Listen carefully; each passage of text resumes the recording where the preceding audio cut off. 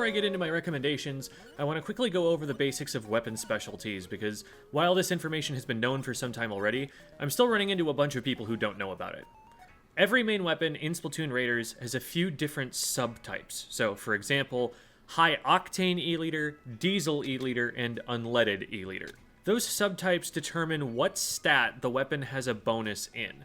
The bonuses vary depending on the properties of the main weapon. For example, the High Octane E-Liter gets faster charge speed, which obviously wouldn't make sense for other weapons. But usually the categories boil down to range and ink coverage, ink efficiency, and fire rate. Outside of weapon specialty, everything else about the weapon will be identical to other variants.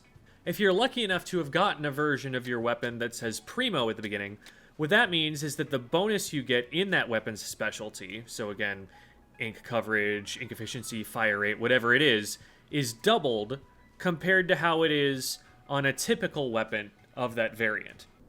I don't know the exact numbers off the top of my head, but if the bonus on most high octane E-liters were, say, a 10% reduction in charge speed, a Primo high octane E-liter will have a 20% reduction instead. The game's still very new, and plenty of people will be analyzing builds in the future and coming to new conclusions, but the general trend of advice I've heard from the people who have gone far into the game is this. The fire rate variant is probably just the best one. I know that's kind of lame, but here's the thought process. The number one most important trait of a weapon in this game is its DPS, its damage per second. The objective of the game is to defeat a certain number of bosses, and the failure conditions are either not beating enough bosses, not collecting enough eggs, or getting splatted. Doing more damage prevents not beating enough bosses or being splatted better than anything else you can make a weapon do.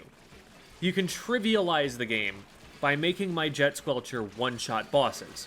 You can't trivialize the game to anywhere near that degree by keeping the ground painted my color, or making it so ink refills take less time.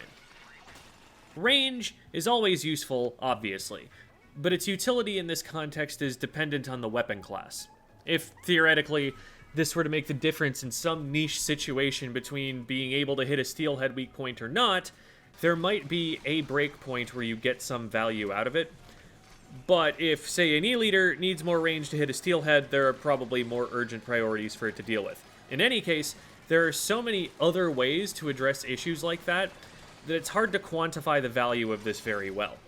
Given that most salmonids will move toward you, and you're not going to be fending them off at max range, I think this property is much less important in Raiders than it is in, say, Splatoon 3 competitive multiplayer.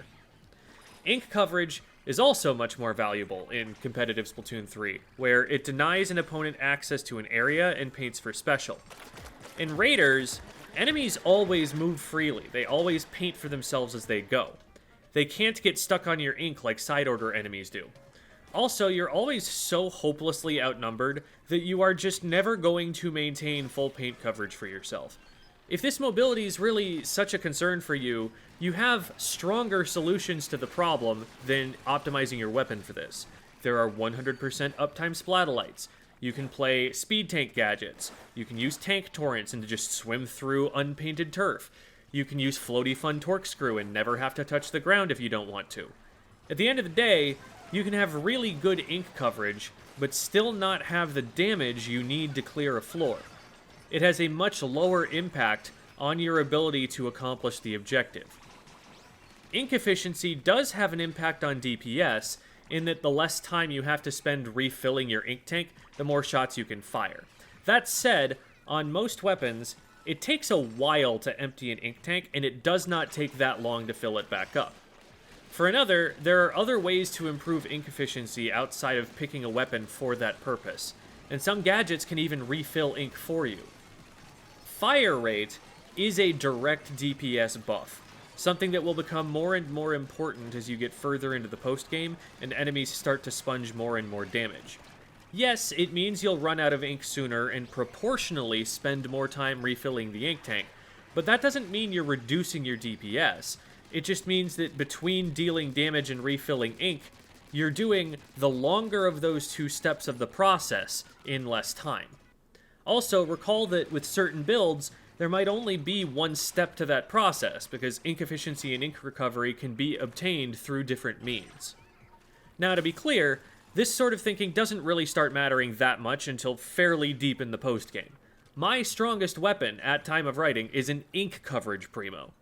Every boss encounter in the game, and all the content that leads up to it, can easily be cleared with whatever weapon you've leveled up sufficiently. It could be a 1-star for all that matters. The damage number's still the same as long as the level's the same.